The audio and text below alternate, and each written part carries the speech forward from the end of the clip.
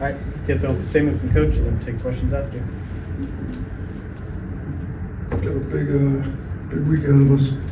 We were in full control over whether we won the regular season up until Saturday. Obviously, disappointing lost to Tennessee, but we've still got a shot. And like I told our guys, even if this is a good life lesson, there's lots of things in life that you can put everything you got into it.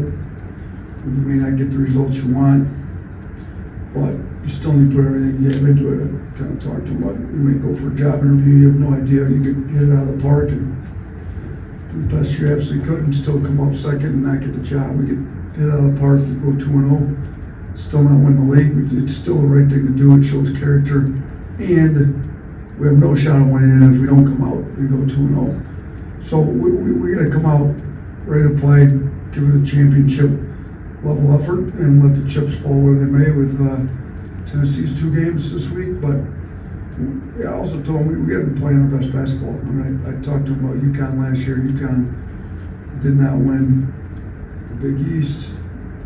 You know, they didn't win the regular season or the tournament, to be honest with you. They came and won the national championship. So, you know, there's things teams are playing for beyond just the one game in front of them.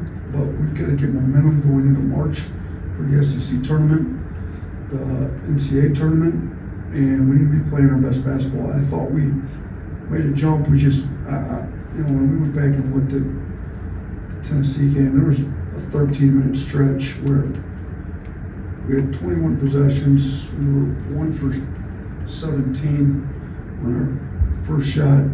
Field goal attempts with 4 turnovers on those 21 possessions. Like, our defense needs to be better. We know that. I felt like our offense cost us that game more than anything against Tennessee. So I told our guys, we've got the #1 offense in the country. It needs to look like the #1 offense in the country every game for the entire 40 minutes. We can't leave us for a 13-minute stretch where we took a bunch of poor shots and had some, you know, bad turnovers. So, you know, we keep stressing defense, and our defense has to get better. I thought our defense was better. We played harder, but, you know, our offense left us for over half the second half, and we didn't play very well. So we got to have both going. Championship teams have great offenses and great defenses at the same time.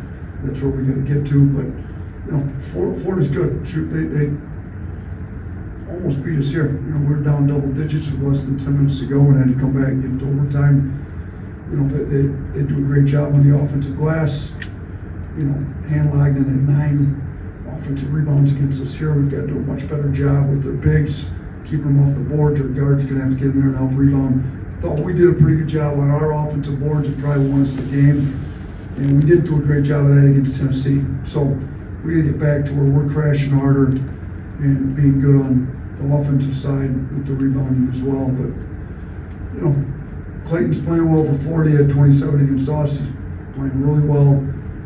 You know, Pullman's leading the league, I believe, in assist to turnover, so they got a point guard that doesn't turn over much and really sets their offense up for them. And then the bigs are tough, physical bigs that can go get rebounds and, you know, do a pretty good job scoring as well. Samuel, I believe it's the SEC field goal percentage, so they're playing pretty efficient basketball. Start with Charlie on the right. Yeah, Coach, you kind of outlined some of your messages to the team. Just how do you feel like that's been received in this kind of quick turnaround for the Florida game? Yeah, I think, you know, we laid it out for the guys where we stand, what we have on the table. And then my biggest point was, like, if you're a high character competitor, you compete no matter what's on the line. Like, we got to come out and play. I thought practice was good today. I thought the intensity was good. It was short. We didn't. We probably went an hour 20. We didn't go super long, but we didn't practice yesterday. We just, you know, went on video of Tennessee and Florida, but we got one practice in today, and I thought it was good, hard, crisp. You know, I like where our heads are at. I think we'll come out ready to go. Tony. Kind of on that note, Grant's coming off of a tough game, but then he had probably his best game in a Crimson Tide uniform last time you guys played Florida. What do you see from him heading into this one, and how can you kind of take what he did last game? Yeah, I mean, it would be great if, you know, we had cheap fouls called on him. I thought those last couple were a little tough. I mean, boxing out, it was up on the ground, and there's a little foul on him somehow that, you know, if he can stay out of foul trouble, and he's had, you know, not as bad as Nick and Mo have been, but all our bigs have had an issue with being in foul trouble. If he can stay out of foul trouble, I think he can have another good game, because they typically play two bigs, so one of them's gonna have to guard him, you know, and he's been able to pull him on the perimeter a little bit. You know, and their bigs are good. They're pretty athletic. I don't think any of them are quite as athletic as Grant is. And, you know, he's able to get by guys. I thought he played well against these guys. Like you said, it might have been his best game he's had since he's been here. So if we can keep him out of foul trouble, get his confidence rolling. You know, we didn't play Florida that long ago. He probably just played his best game against them in an Alabama uniform, and it was within a couple of weeks. So, yeah, we need him to play well, though. Chase. Where do you stand on guys shooting three-pointers when their feet are way behind the line, 25 feet, whatever? I think every once in a while Sears will let one fly from that deep. I mean, are you good with those, or do you want those toes on the line or near it? Listen, I'm much more concerned with that they're uncontested. We call them uncontested shrink threes. The defense is shrunk in, kick it out, nobody's contesting it. Than I am how close to the line it is. Like, I thought we took a lot of contested non-shrink threes against Tennessee, and that was an issue. Now, Sears can make them from pretty deep. We chart them too, like off the line, on the line. Some guys, if they're off the line, like you were saying, 24, 25 feet, if they're off the line and their percentages are pretty close to being on the line, a lot of times they're uncontested back there. I'm good with them taking them. Like Shackelford, that played for us a few years ago, had really deep range, could shoot them off the line. Deeper he was able to space, the more the floor got opened up. I was great with it. The guys whose percentages are not that close, they need to be stepping, you know, from basically NBA 3, we get a 4-point line, about 3 feet past that, but they need to be stepping from 4-point line, NBA 3, into college 3 to make sure they're within their range. But if Sears has pretty good range from deep, like if Charlie Wrightsell can shoot from deep, if we ever get him back, you know, I don't mind some of those guys that are able to shoot them from deep, space on the floor, so we get even more space on the floor. So I don't mind it. Certain guys. Nick Kelly. Yeah, speaking of Wrightsell, I mean, we saw him in warm-ups. I mean, how's he progressing? And just another question too on top of that, with him out, how has that pressed guys like Sears and Estrada in terms of how you use them in minutes they're playing? Yeah, I mean, he's been doing some basketball skills. He's got to get to a point where he can practice and then not have any type of headache the following day. You know, we were on him. He was on a comeback protocol and then got reset because he had a setback in it. So it'd be nice to get him back. Again, it's day to day. Got to see how he's able to respond, you know, next mornings, because then if, you know, once they go back to having a headache, they kind of start back at day zero again. But he's coming along. As you can tell, he can shoot. You know, he wasn't doing anything live yet. And then the second question, sorry, was what? Yeah, just essentially without Latrell, how has that forced Mark and Estrada to press more? You guys use them more? Yeah, I you know, we've had our lower transition games on offense. I think our two lowest these last two games. Our depth in the backcourt wasn't where it needed to be. I mean, Sears is playing almost 40 minutes a game. I think they play 40 minutes at Ole Miss. Aaron's playing high minutes. They're probably, there's no problem. They're both playing too many minutes. Like, we need to get a little bit better rotation. Ryland probably played too many minutes. You know, he's the guy that needs to be fresh. When he's fresh, he's really good. He's taking good shots, getting the awards. So, you know, we need Sam and Davin to probably give us a few more minutes and play well for us to kind of get those guys a little more rested to keep the, you know, we got to keep the pace up, keep our foot on the gas, if you will, because we haven't been playing as fast as we'd like these last two games. Kennington.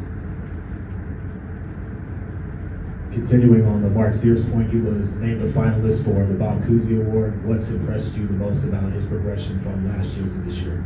Yeah, it was nice that the committee recognized him. You know, I think they had the mid-season one where they I think it overlooked him. So I think he's definitely one of the best 5-point guards in the country. You see his defense has gotten significantly better over the last month, few weeks. And I would have to go look at all those other 4 other players. I think there's 5 on the finalists to see what the efficiency numbers are. My guess would be he's the most efficient one. He's not a guy that takes a lot of bad shots. He's not a volume guy that needs 30 shots to get his points. I mean, he's had big scoring outputs on 10 shots, you know, this year. And he's super efficient. He scores the ball at a high level. He makes the right reads. He's been great getting in the paint, finding his teammates. He's becoming a much better screener lately. You know, I don't know who's leading the league in scoring right now. I mean, connector kind of neck and neck right there. But, you know, whether he's first or second in the league in scoring, he's been up at the top, and he's being a great teammate, knowing that teams aren't helping off him. He turns himself in the lob play we got for Pringle with the and one. He set a great, you know, rip screen to get Pringle to the rim. So I think he's about winning, as evidenced by his great screening, his decision making when he gives the ball up, his defense. When you're about winning and your team's winning, you should be recognized when you're putting up the numbers he does. And I think that's the case. Like, I think maybe he was overlooked, you know, when they came out with the first 10, because we weren't winning at the level we needed to be. Now that we are, why is Alabama winning? Well, he's a huge part of why we're winning. And it's not just scoring, because there's some guys that score the ball at a pretty high clip but need 25, 30, 35 shots to get it. He scores it super efficiently, makes the right reads. His defense has gotten significantly better. He's become one of our better defenders here in the last few weeks. I thought his defense was really good against Tennessee, and we need it to be great tomorrow night against Florida too. 2 more, son. The trio of Clayton, Pullen, and Richard scored 61 and 93 in the first matchup. What makes them so hard to guard, and what did you just think about that Florida backcourt in general?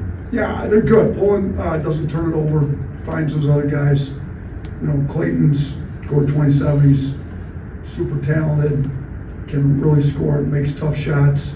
And I thought they broke us down too much. I thought Richard got stuff, you know, we get broke down, the ball gets kicked out to him. He's a pretty efficient player too. Like, he doesn't take too many bad shots. He gets to the rim and finishes the rim. We lost him a couple times on that. So, yeah, and they're a good offensive team. I think we're first in the country in scoring offense. I think they're 12th. So, they you know, their guards are skilled, talented. Their bigs know how to get them open. You know, their bigs are great screeners. You know, and they're not relying on the bigs to score a ton. I think, you know, they've got 4 bigs. They play 2 of the 4 almost all the time, and those 4 guys know how to get those 3 guards. Hey, Kugel, you know, when he's playing, he didn't play much against us here, but he's been playing a little more lately. Like, you can kind of have Kugel that mix. Like, those 4 guys in the backcourt score a ton of points, and those bigs know how to get them open. We set a lot of screens for them. So our guard's going to have to navigate screens. We're going to have to do a better job. They scored some in transition on us the first time that we give up some easy ones. We got to do a better job with that. Last one, Kurt.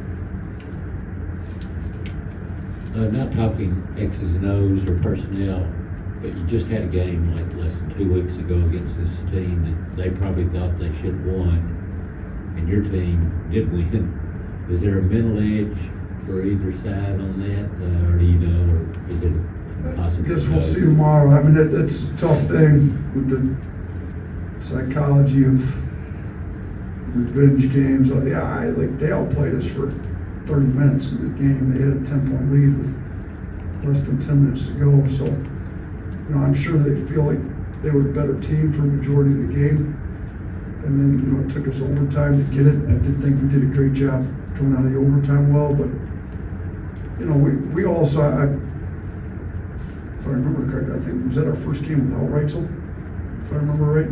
Yeah, so we were a little, we'd been playing pretty good basketball with him playing. And we had to figure out what we were going to do without him playing.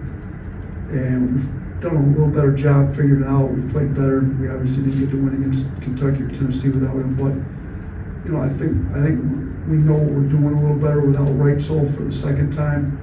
You know, Cosby wasn't really playing back then. He's got more confidence. He's playing well. We can get a little bit better rotation in the backcourt with Cosby playing. So, you know, I think we'll be better.